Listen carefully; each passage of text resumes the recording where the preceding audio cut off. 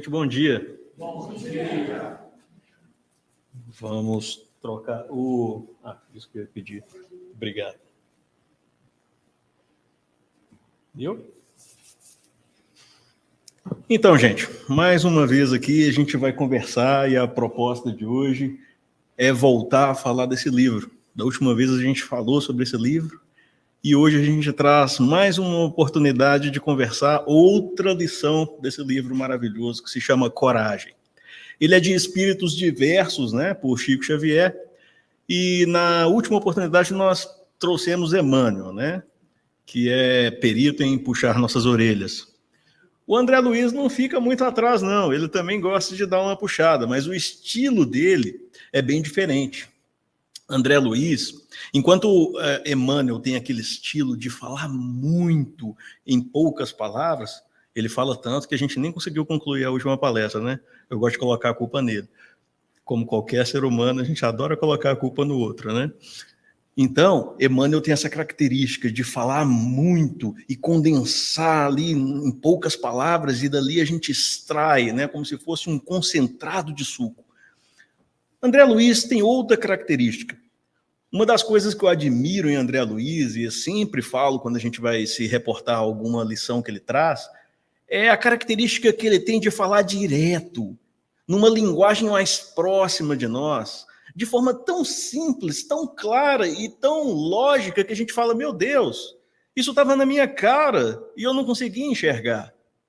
Então, o André Luiz, ele tem essa característica que nos faz, assim, nos sentir tão próximo a ele, nos identificarmos com ele, porque ele fala diretamente.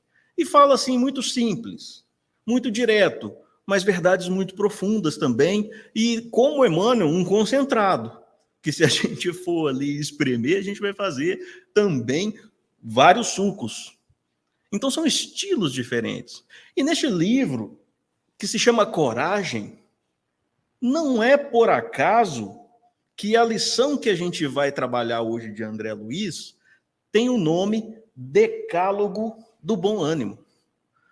Poxa, não poderia ter escolhido o melhor livro, o melhor título para poder encaixar essa mensagem. Porque quando a gente fala em decálogo, o que seria um decálogo? Decálogo nos remete a 10 mandamentos, 10 regras, 10 pontos que nós podemos seguir para alguma coisa. Quando a gente fala de decálogo, vem muito as 10 leis mosaicas, né? É um decálogo. São 10 itens que a gente pode seguir com uma finalidade específica. Então, André Luiz, nessa lição, vem propor para a gente um decálogo, 10 itens, 10 propostas para que possamos seguir, para o bom ânimo. Bom, já entendemos o que é decálogo. Agora falta a gente entender o que seria ânimo. O que seria ânimo? A gente olha os rostinhos e está assim, igual esse menino, né? Ânimo. Genericamente, a gente tem uma ideia a respeito do que seja. Mas se a gente for buscar a verdadeira significação, né, nos dicionários, a gente vai encontrar que ânimo é uma condição emocional do ser humano, relacionada a seu estado de espírito, humor e temperamento. Então, quando nós estamos usando a palavra ânimo, nós estamos nos referindo ao nosso estado espiritual, ao nosso humor, ao nosso temperamento, à nossa condição interna. O ânimo, ele pode ser tanto de natureza positiva quanto de natureza negativa. Neste último caso, de natureza negativa, a gente costuma usar a palavra desânimo, quando esse ânimo está de natureza negativa. A gente fala, estou com um desânimo hoje. Ou seja, é esse estado espiritual, esse estado de humor, esse estado de temperamento para baixo, negativo. É o desânimo. Então fica fácil da gente compreender, então, o que seria o bom ânimo. O bom ânimo é o oposto disso. É quando a gente está ali com um estado de espírito positivo, um humor, né, positivo, um temperamento, né, agradável na nossa característica interna. A palavra ânimo, ela pode ser usada como uma interjeição, representando também um excesso de coragem e de força. É muito comum a gente usar, né, no dia a dia, você precisa manter o ânimo para resolver os seus problemas. Vamos, ânimo, você consegue. Então, sinônimo de coragem. Vamos, tenha coragem, você consegue. Tenha coragem, você vai resolver os seus problemas com coragem. Então, ânimo também é essa característica que podemos representar por coragem, de enfrentar, de sobrepor, de sobrepujar desafios. Isso também é considerado ânimo. E o ânimo, etimologicamente, ele vem, né, do latim, animus, que significa exatamente alma, coragem, mente. E por isso se refere, então, a essa questão de ser este estado de espírito, lá em cima, né, o humor, o temperamento. Então, a própria raiz da palavra já traz para a gente a ideia de que ânimo é esse estado interno da nossa alma, do nosso temperamento, né, do nosso humor. Então, André Luiz veio trazer para a gente, no título dessa lição, e aí outro parênteses, né, esses espíritos já começam a ensinar para a gente pelo título, vocês estão percebendo? Até agora nós estamos falando do título da mensagem, a gente nem começou a mensagem ainda, e olha o tanto que a gente já está vislumbrando a respeito. Então, quando André Luiz vem propor para a gente o decálogo do bom ânimo, o que ele vem trazer para a gente? 10 dicas, 10 mandamentos, 10 regrinhas que podemos seguir se a gente quiser atingir o quê? Um estado de espírito elevado, um estado de humor mais elevado, uma condição da alma mais positiva. Então é essa a proposta que ele vem trazer para a gente. 10 dicasinhas básicas para que nós tenhamos bom ânimo, um bom estado de espírito, um bom estado de humor, coragem. E aí vem o título do livro, Coragem. Por isso que eu falei que essa lição não poderia estar em um livro melhor, intitulado Coragem, porque ânimo e coragem podem ser sinônimos. Interessante, não é? Viu como é que os espíritos eles falam pouco? Não, falam muito.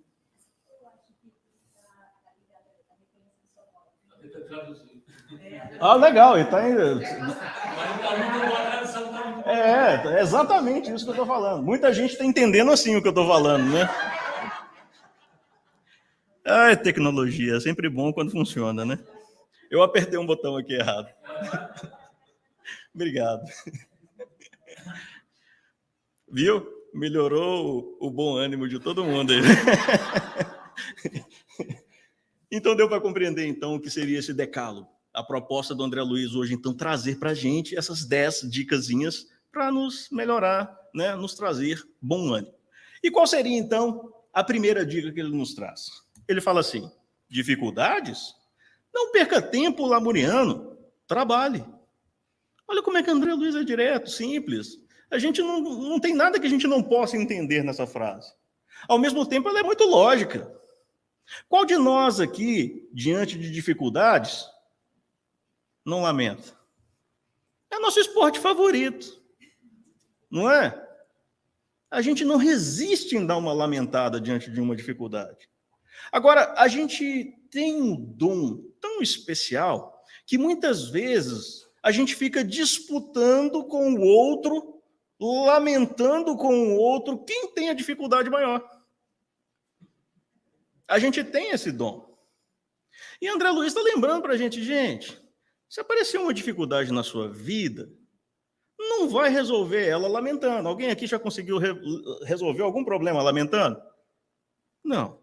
E a gente fica ali disputando. Ah, mas o meu problema é pior que o seu. Ah, mas você nem sabe o que passa comigo, e vai aquele duelo de lamentos. E André Luiz está falando, para resolver a dificuldade, gente, tem que trabalhar. Você tem que enfrentar esse problema de frente. Ele não vai desaparecer só com lamentação. Ele só vai desaparecer se a gente se empenhar em resolvê-lo. Trabalhe. Simples. E isso já nos ajudaria a enfrentar este grande problema de um mundo de provas e expiações, que é dificuldades. Quem na Terra não tem dificuldade? A proposta de um mundo de provas e expiações é exatamente nos trazer dificuldades. Porque se fosse fácil, gente, se fosse fácil, desculpa, se tem alguma coisa aqui que é fácil, né? Algum espírito aqui que está tudo fácil para ele, desculpa, seu lugar não é aqui, o que você está fazendo aqui? Você deveria estar em outro mundo, um mundo mais adiantado, talvez. Então, é sempre bom a gente comparar como se fosse uma escola, né? Quando a gente troca de série, é sempre mais difícil, né, a próxima série. Por quê? Porque a gente ainda não sabe. A série que passou, agora que passou é fácil, já sei tudo que está lá. Só que o que eu já sei lá já não vai me acrescentar nada. Então, o que me acrescenta enquanto espírito? Dificuldade. Porque é ela que me impulsiona a superar os meus limites. E ao invés da gente perder tempo em lamentação, e cá para nós, gente, eu não sei por que a gente fica lamentando um com o outro. Alguém aqui gosta de ouvir lamento? Ninguém. Então, muitas vezes a gente pega o ouvido do outro de pinico e fica... Coitado do outro. Eu quero fazer um parênteses aqui, que não, é claro que eu não estou falando aqui para a gente não se, né, confidenciar uns aos outros, se desabafar com os corações amigos, não é isso. O que a gente precisa evitar é esse duelo de lamentos, que a gente é viciado em fazer. Nas nossas conversas, no dia a dia, fica disputando quem que é o menos afortunado. Né? Então, não vamos perder tempo com isso, vamos trabalhar. Porque é a única forma que a gente tem de superar as dificuldades e, com isso, adquirir a proposta pedagógica que a Terra nos oferece para evoluir. É esse o objetivo. Vamos para o segundo mandamento que André Luiz nos propõe? Críticas. Nunca se aborreça com elas. Aproveite-as no que mostre de útil. Tem gente que fica muito abalado quando recebe críticas, não é? Tem gente que entra em processos perturbadores, como depressão, porque recebeu críticas. Gente, qual de nós está isento de crítica nessa terra? Qual de nós aqui é perfeito o suficiente para fazer tudo certo, tudo perfeito, e não ter uma sombra de crítica em nossas ações, atitudes, escolhas? Nenhum de nós. A gente precisa aprender com os nossos erros, assim como a gente também precisa aprender com as dificuldades, como a gente falou. Então, a crítica nesse processo é muito natural. É claro que existem aquelas críticas que são construtivas e aquelas críticas que são destrutivas. Cabe a nós não nos aborrecer com as críticas que são destrutivas, que não trazem nenhum proveito e simplesmente têm a intenção de, muitas vezes, te jogar para baixo. Cabe-nos entender que, muitas vezes, a crítica ela tem um aspecto que a gente talvez não enxergue. E aí entra a beleza daquilo que os Espíritos nos ensinam, que é a utilidade dos nossos inimigos na nossa vida. Muitos de nós ficam muito tristes por ter pessoas que não gostam de nós e por algum motivo nos constituem desafetos. Isso é perfeitamente natural desse estágio de evolução que a gente está. Divaldo Franco costuma dizer o seguinte: ter inimigos é natural. O que não pode você se permitir é ser inimigo de alguém. Então, você ter inimigo, você vai ter, é normal. No mundo inferior, igual a gente está, o que você não se pode permitir é ser inimigo de alguém. E por que eu estou falando de inimigo, então?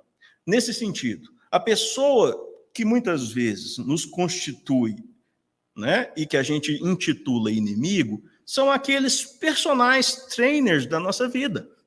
E a gente precisa ser grato a eles. Porque quando eles nos criticam, muitas vezes eles têm a sinceridade necessária para nos apontar aquilo que a gente precisa consertar dentro de nós. Coisa que o amigo não tem condição de fazer porque não quer te ferir. Então é muito importante prestar atenção nas críticas. Não para você abraçar todo aquele lixo para você e se sentir o pior ser do mundo, mas para você peneirar aquilo e considerar a opinião de que talvez você possa melhorar em algum daqueles aspectos que estão sendo apontados. Principalmente quando essas críticas vêm daqueles que não têm simpatia por você. Eles não têm dó, não. Eles vão com o dedo direto na ferida, porque querem te ferir. Mas muitas vezes é aquela ferida que você não está vendo e está ali precisando ser tratada. Então, a crítica não é um instrumento para que nós fiquemos tristes, aborrecidos, deprimidos, chateados, nos sentindo inferiores. Não! Vamos aproveitar a crítica naquilo que ela pode ser útil. Não tem aquele ditado que fala que pega as pedras que atiram em você e construa um castelo? Algo assim. Eu esqueço desses ditados de vez em quando. A ideia é essa. Aproveita aquilo que estão te mandando, seleciona o que tem de bom e usa aquilo em seu benefício. Ao invés de ficar tristinho, chateadinho, deprimidinho, que isso não vai levar a gente a lugar nenhum. Muito menos a melhorar aquilo que está sendo criticado. A gente precisa amadurecer nesse sentido. Né? Tem uma outra coisa. Eu estou olhando aqui porque, de repente, às vezes a gente atropela passa o carro na frente dos bois, mas eu acho que cabe nessa lição aqui. Joana de Ângeles fala para a gente o seguinte. Também é mais ou menos, tá? Ela fala mais bonito que a gente. Joana é outro espírito maravilhoso. Ela vai falar o seguinte, olha, você é o que você é, e não o que as pessoas falam ou pensam de você. Simples, né? Fácil de entender. Claro, eu sou o que eu sou, e não o que as pessoas pensam ou falam de mim. Mas hoje a gente vive num mundo em que a gente está tão susceptível ao que as pessoas falam e pensam de mim, que eu já nem sei mais quem eu sou.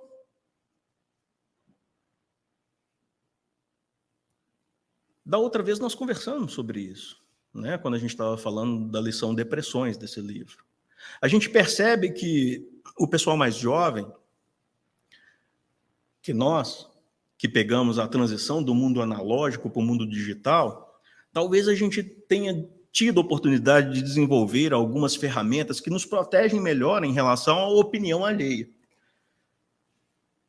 O pessoal mais jovem, que já nasceu nessa cultura digital, de redes sociais, de WhatsApp, Facebook, TikTok, Instagram e por aí vai, e deve ter outras aí que eu já não conheço mais, porque eu já estou ficando velho, eles são muito mais susceptíveis aos likes, dislikes, cancelamentos e não sei o quê, e ficam deprimidos com isso. A gente precisa lembrar para esses jovens, meu filho, você é o que é e não o que as pessoas pensam ou falam de você. Presta atenção nisso, porque você está se deixando levar pela opinião daqueles que muitas vezes sequer te conhecem. Sequer você nunca viu. Não te conhecem na intimidade. Por que você está levando essa crítica tão a sério? Conheça-te a ti mesmo. Você é o que é. Se as pessoas falarem que você é bom, você não vai ser bom porque as pessoas falam que você é bom. Se as pessoas falarem que você é mal, você não é mal porque as pessoas falam que você é mal. Você é o que é. E você precisa ter certeza disso. Então aí entra esse trabalho da crítica.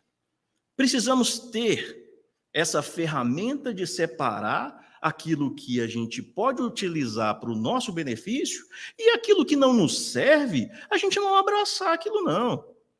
Tem aquela velha lenda, né, do samurai, que chegou o samurai jovem lá que queria desafiar todos os outros samurais da região. E ele era conhecido por utilizar a técnica da provocação. E aí ele ficou sabendo que tinha lá um ancião lá que era considerado o melhor samurai lá da região. Foi lá desafiar ele. E aí, para surpresa de todo mundo, o samurai ancião aceitou o desafio. No dia do desafio, estavam lá os dois frente a frente, o jovem, o samurai jovem, imprudente, provocador, começou a provocar. Xingou, atirou pedra, xingou os familiares, os ancestrais, todo mundo. E o ancião está lá, impassível, tranquilo, esperando o primeiro movimento. Porque ele sabia que aquele jovem imprudente, ele era muito mais ágil. E ele utilizava a técnica da provocação, porque no primeiro ataque do outro que era provocado, ele revidava um contra-ataque mais rápido e derrotava o inimigo.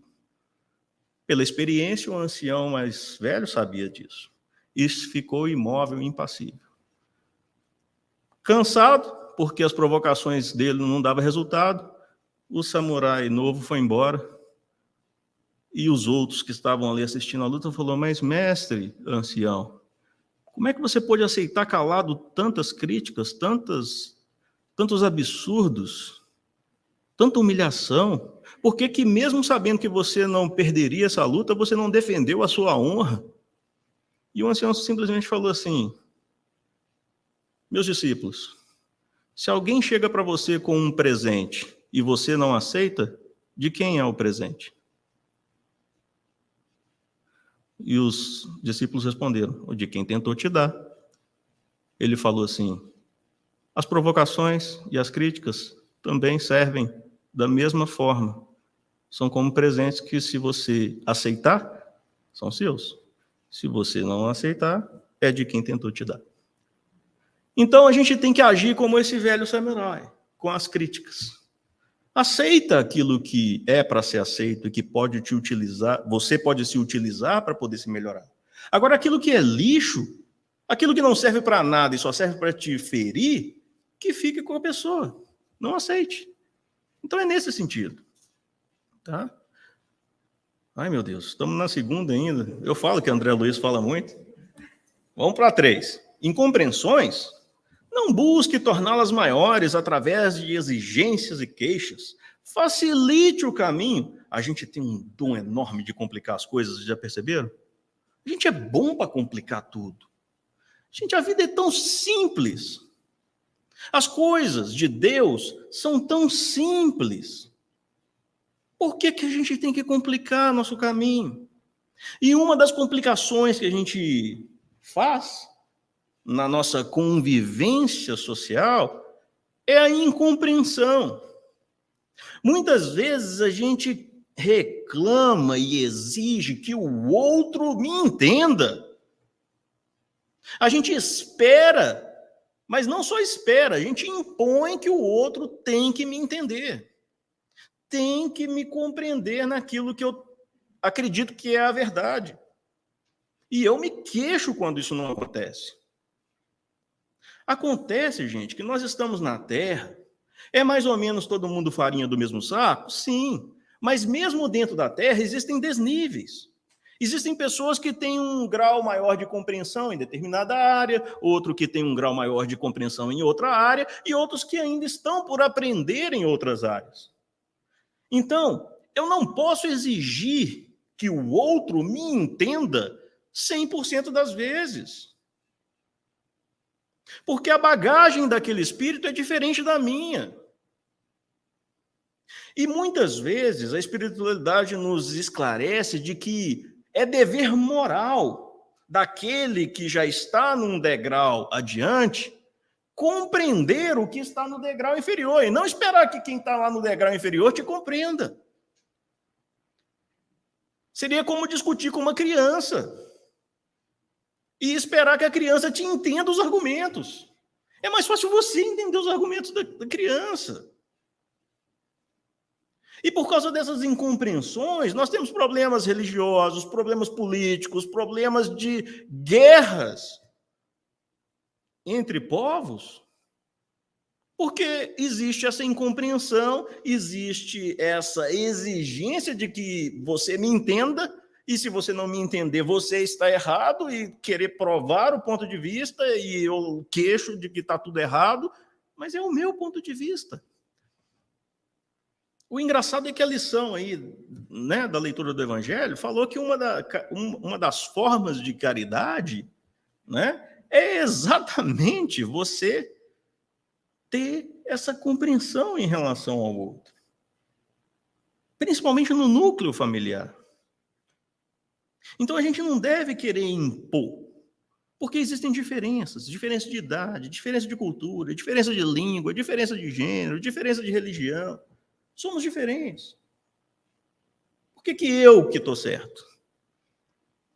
E quero que o outro reconheça que eu estou certo e entenda os meus argumentos.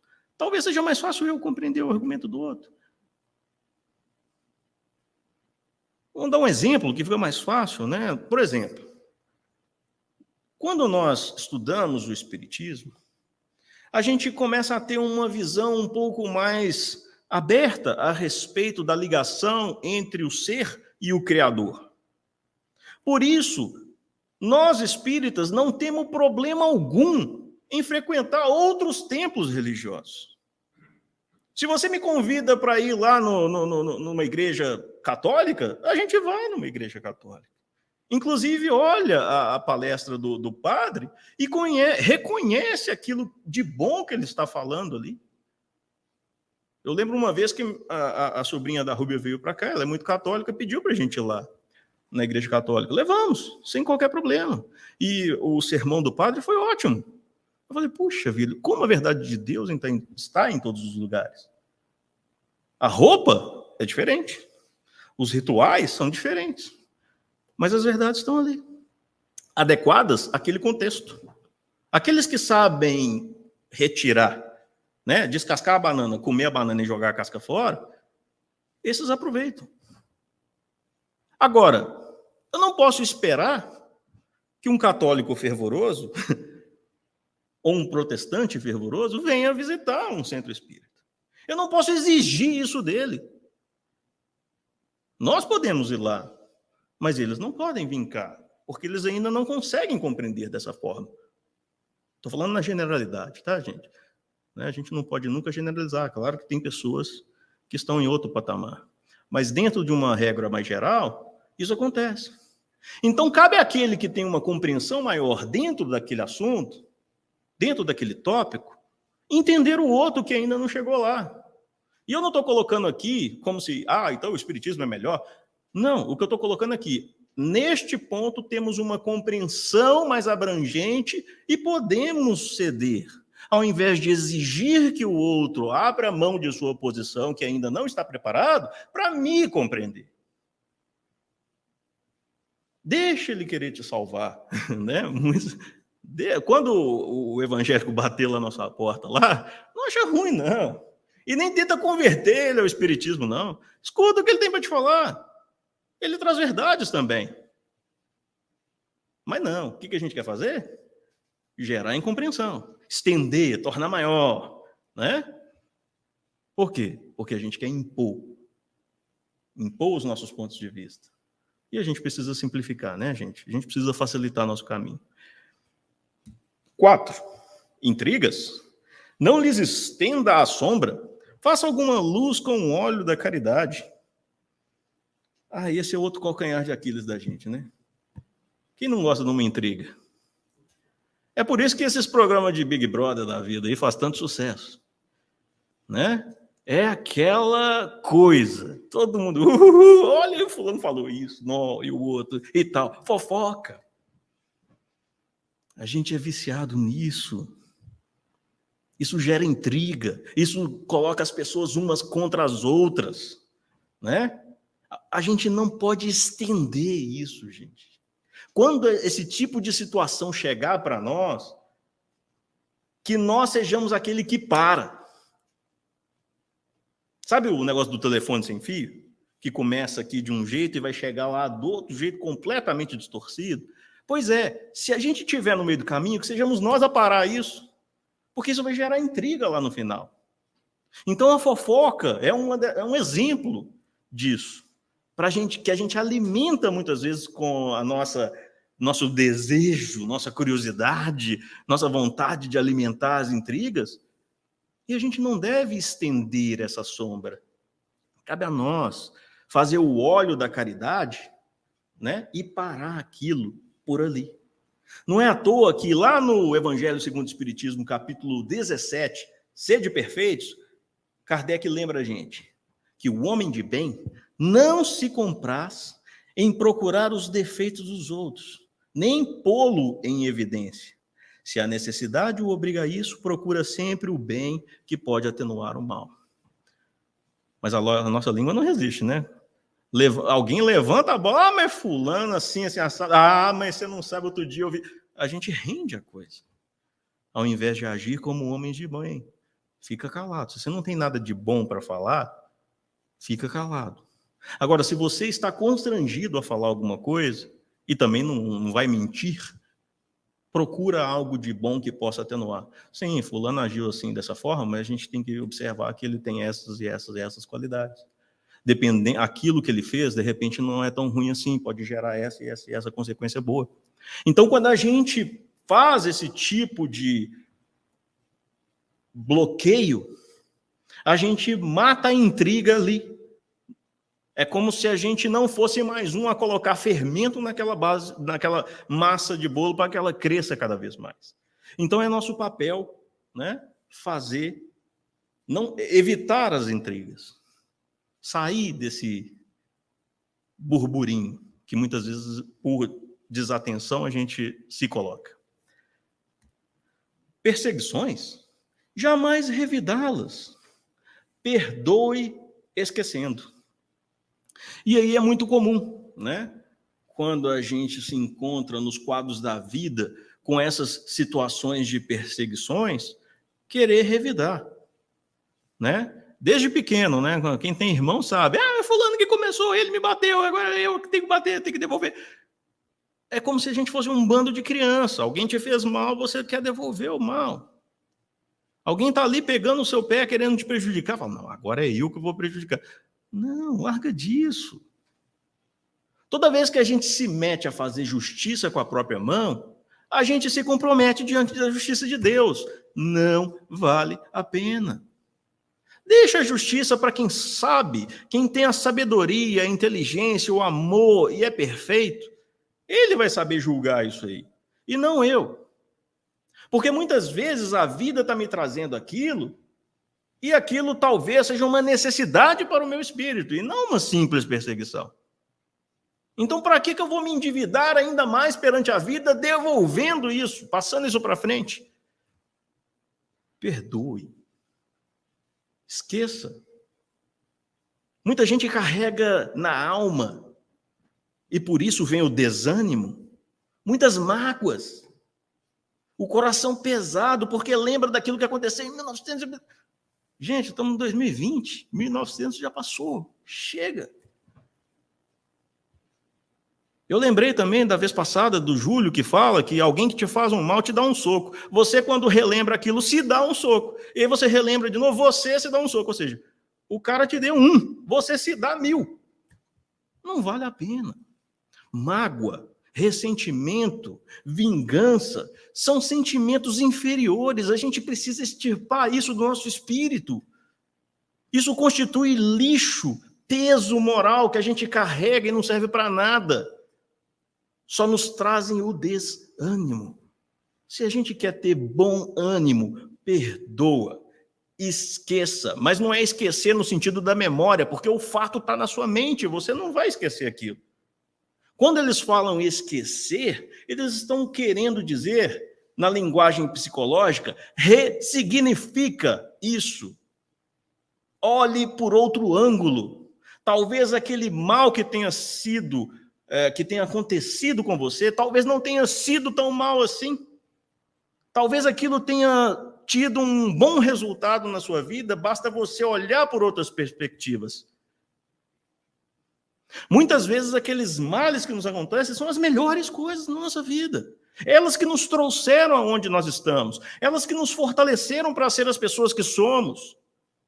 Então, ao invés de acusar aquele que foi instrumento de nossa perseguição, acusar aquele que foi instrumento da dor que nos causou, perdoe-o.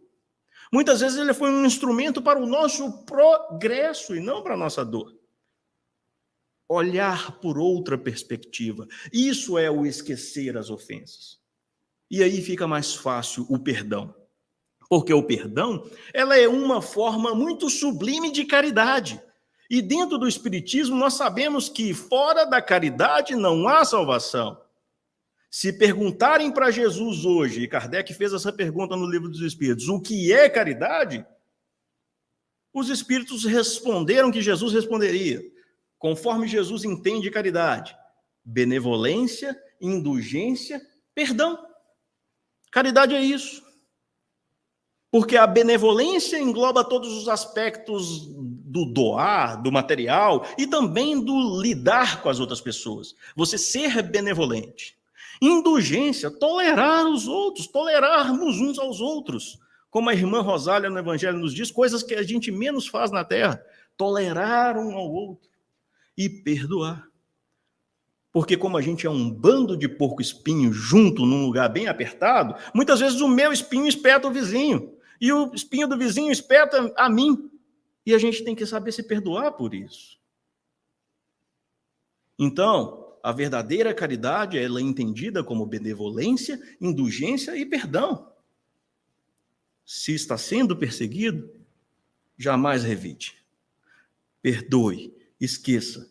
Porque nas nossas reuniões mediúnicas, muitos de nós que participam aqui podem dizer: quantos espíritos carregam correntes pesadíssimas de sentimento de vingança, de sentimento de revide, porque não sabe perdoar, não sabe esquecer.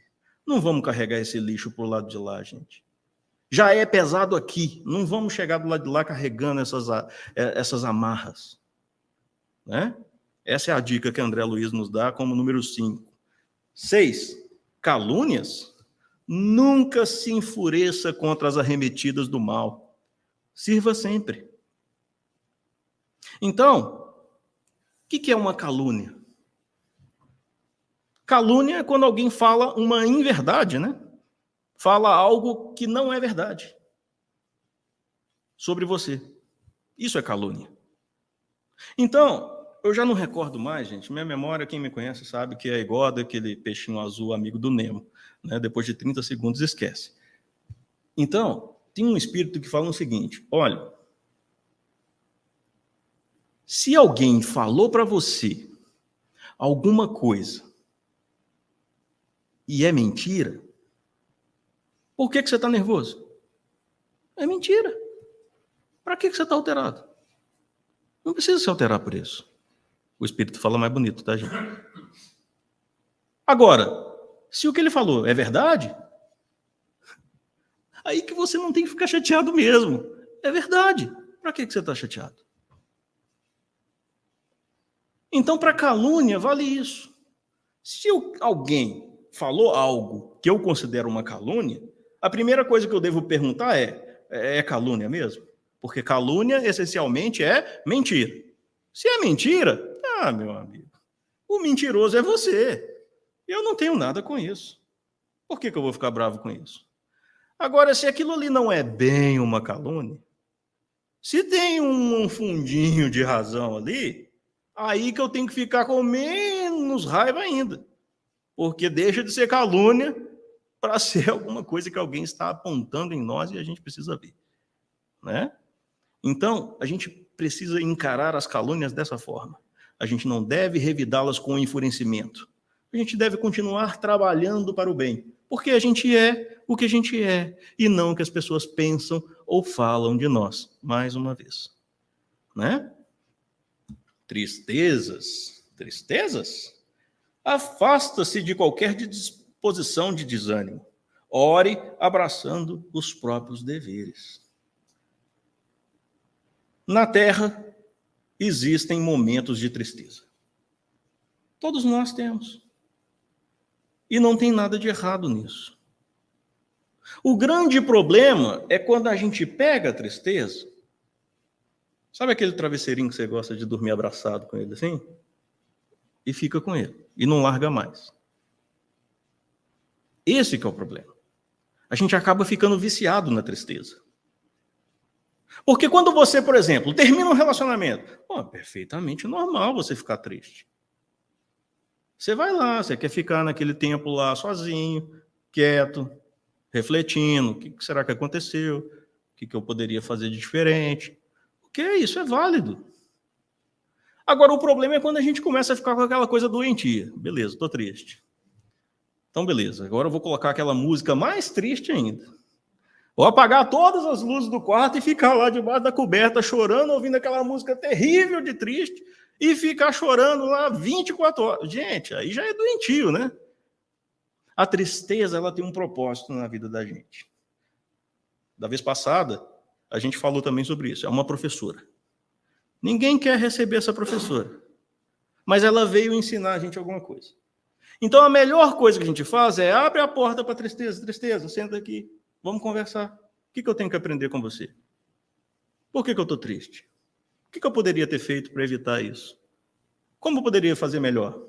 Ok, agora eu aprendi como não se faz. Vamos tentar fazer diferente agora?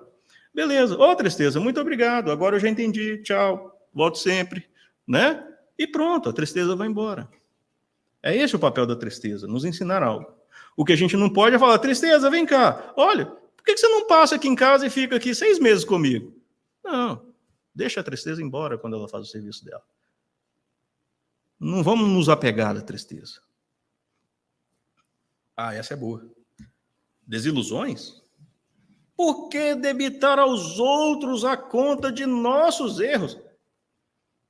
Vocês já pararam para pensar? Eu acho que a própria palavra já explica, né? Desilusão. É o quê? É uma ilusão que foi desfeita. É uma desilusão. Bom, quem criou a ilusão? Foi o outro ou foi você? Muitas vezes somos nós. Então, a desilusão é quando a ilusão que eu criei se desfaz. A culpa é de quem? Minha. Só se desilude quem ilude. É simples. Emmanuel, eu adoro o Emmanuel, porque o Emmanuel, quando tem que puxar a orelha, ele puxa, mas puxa bem dado. Ele fala o seguinte: quando você se decepciona com alguém, a culpa é sua. É você o culpado. Você colocou aquela pessoa num patamar de evolução que ela não está. Por isso você se decepciona.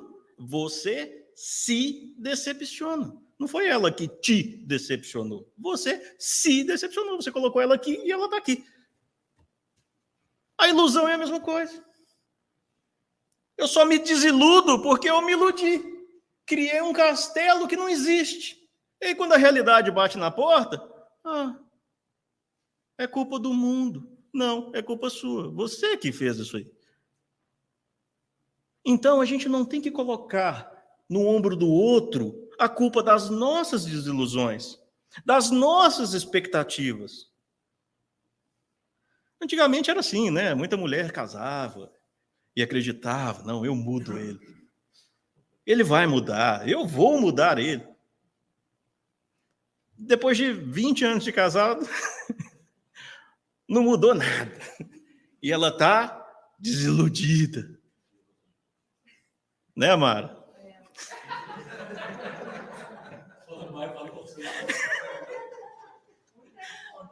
Eu estou vendo ali o Gerval fazer assim. É culpa de quem? É culpa de quem se iludiu. A gente não...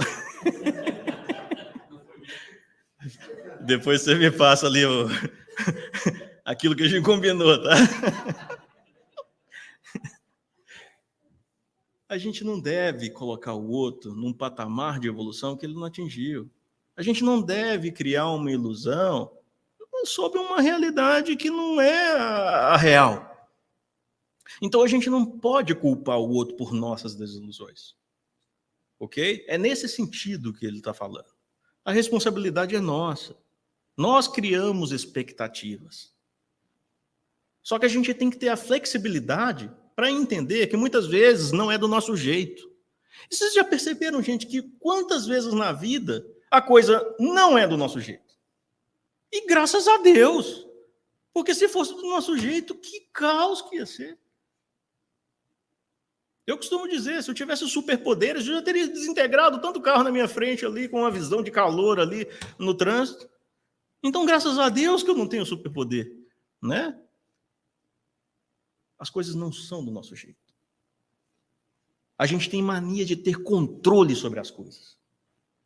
E a gente não tem controle de nada, gente. E graças a Deus que a gente não tem controle de nada. Porque quando a gente abre mão de tentar guiar esse volante, achando que é a gente que está guiando, a gente vai levar o carro para o precipício. Agora, quando eu... Não, ok. Motorista, você sabe o caminho. E você deixa o volante nas mãos de quem sabe o caminho, que é Deus, aí nós vamos chegar no lugar certo. Então, às vezes, perder o controle é a melhor coisa que pode acontecer na sua vida. Porque é a hora que você larga a mão do volante e deixa a mão que vai conduzir perfeitamente, de forma justa e boa, o caminho para você, que é Deus. Então, tem hora na vida que a gente tem que soltar o volante. E é a melhor coisa que a gente faz. Porque vai estar nas mãos de quem vai nos levar para o Porto Seguro. E aí, em relação às desilusões, o André Luiz continua e fala: caminhe para frente, dando ao mundo e à vida o melhor ao seu alcance. Ok, me desiludi, coloquei o outro num patamar de evolução que ele não atingiu, criei uma ilusão que não existe. Ok, caminhe para frente. Vamos fazer melhor, vou dar ao mundo o melhor de mim. Joana de Ângeles, mais uma vez, a melhor atitude para quem cai é levantar e não ficar lá chorando, lamentando, parado. Levanta, levanta e caminhe. Se não dá para levantar de pronto, arrasta para frente, mas se move. Porque é a melhor atitude para quem cai, tentar se reerguer. E a gente pode pedir ajuda quando a gente cai, né? Se a gente não consegue levantar sozinho, a gente pode pedir ajuda, tá? Lembra disso, porque tem gente que cai no chão e fica lá e esquece que alguém pode ajudar. Se eu não conseguir levantar sozinho, né? Ah, nem acredito, eu acho que vai dar para chegar nas 10. 9. Doenças? Evite a irritação e a inconformidade. Raciocine os benefícios que os sofrimentos do corpo passageiro trazem para a alma eterna. Ninguém gosta de ficar doente, gente. Claro que não. Tem gente que acha que espírito é masoquista, que gosta de sofrer, que fica achando que quanto mais dor, melhor. Não, o espírita não gosta de sofrer, não. Mas igual Simão Pedro fala, né? O espírita não gosta de sofrer, mas sofre com gosto. Porque sabe que existe uma razão para aquele sofrimento. A enfermidade é um sofrimento da terra, uma prova que necessitamos, uma expiação que a gente está, né, recebendo de volta pelas leis de causa e efeito da vida. A gente, ao invés de brigar com as nossas doenças, a gente precisa acolhê-las, assim como a tristeza. Doença, o que eu tenho que aprender com você? Quantas pessoas com enfermidades, pessoas que eram arrogantes, tinham poder, tinham recursos, e quando a doença bate na porta, ela entende que ela é ser humano igual a todo mundo. E acorda para ver que ela estava se esforçando para o lado errado da vida. É muito comum. A enfermidade muitas vezes faz você olhar para onde realmente existe importância. Quem está ao seu redor, família, relacionamentos, né? Quando você tem uma doença, uma enfermidade grave, deixa de ser importante o cargo que você tem, a empresa que você trabalha, né, se as coisas estão indo ou não como você deseja na vida profissional, tudo isso deixa para lá. Você passa a prestar atenção naquilo que realmente importa na vida. Então, é os benefícios que a doença traz, né, para a alma, apesar do sofrimento do corpo. Mas André Luiz nos lembra, corpo passa, a alma não. Então, aquela doença pode se reverter em benefício para a nossa alma eterna, apesar de trazer um sofrimento passageiro. É igual exercício, né, gente? Exercício traz um desconforto passageiro, né? Muita gente não gosta, igual eu. Mas traz benefícios a longo prazo, não é? É assim, tá? E eu vou acabar... falta 3 minutos, vamos lá. 10 fracassos? Não acredite em derrotas. Lembre-se que pelas bênçãos de Deus você está agora em seu melhor tempo, o tempo de hoje, no qual você pode sorrir e recomeçar, renovar e servir em meio de recursos imensos. Não existe fracasso, gente, não existe derrota, o que existe é aprendizado. Muitos diante de um fracasso se entregam à depressão, ao suicídio, à revolta. Não! O fracasso, ele é temporário. Ele veio nos ensinar algo. Temos a eternidade pela frente. Agora a gente descobriu que aquilo ali não é legal, que aquela nossa atitude não foi boa, que aquela nossa escolha não foi a melhor. A gente pode ter tantos recomeços quanto a gente precisar. A reencarnação é uma bênção de Deus, porque nós podemos recomeçar sempre, com recursos infinitos, porque nosso Pai é bom, é justo, Ele não quer nos castigar, Ele quer nos educar. Ele quer que nós construamos pela nossa própria mão e esforço a felicidade prometida para cada um de nós. Então não existe derrota. O que existe é aprendizado. Confie em Deus, siga em frente, saiba que você terá uma nova chance. Pode não ser no tempo que você gostaria, mas vai ser no tempo de Deus, que é o melhor tempo. E agora, enquanto você ainda respira nesse mundo, você ainda tem chance de amanhã e acordar e tomar decisões diferentes das que tomou ontem. Hoje é um dia que pode ser diferente do de ontem. Hoje eu posso começar a plantar algo que amanhã eu irei colher, que é melhor do que eu plantei ontem. Então, cada dia é uma oportunidade. Não fiquemos com a ideia de fracasso nas nossas mentes. Saibamos que existe um Pai amoroso, bom e justo coordenando as nossas vidas. Então é isso.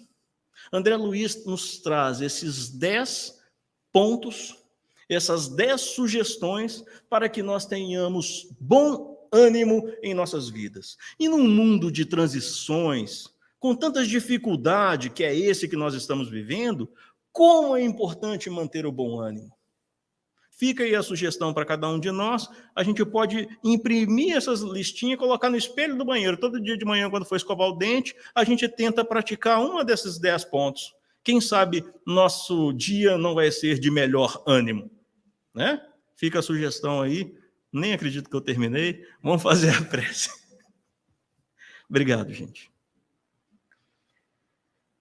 Então, agradecendo a Deus, nosso Pai, nosso Mestre Jesus e os irmãos da espiritualidade amiga, agradecemos, Senhor, por todas as bênçãos em nossas vidas, por todo o amparo e auxílio, pela espiritualidade amiga que incessantemente vem nos convidar e inspirar a superar as nossas limitações e seguir no rumo certo, que tenhamos a disposição, a coragem para abraçar as dificuldades da vida como oportunidades benditas que o Senhor nos traz.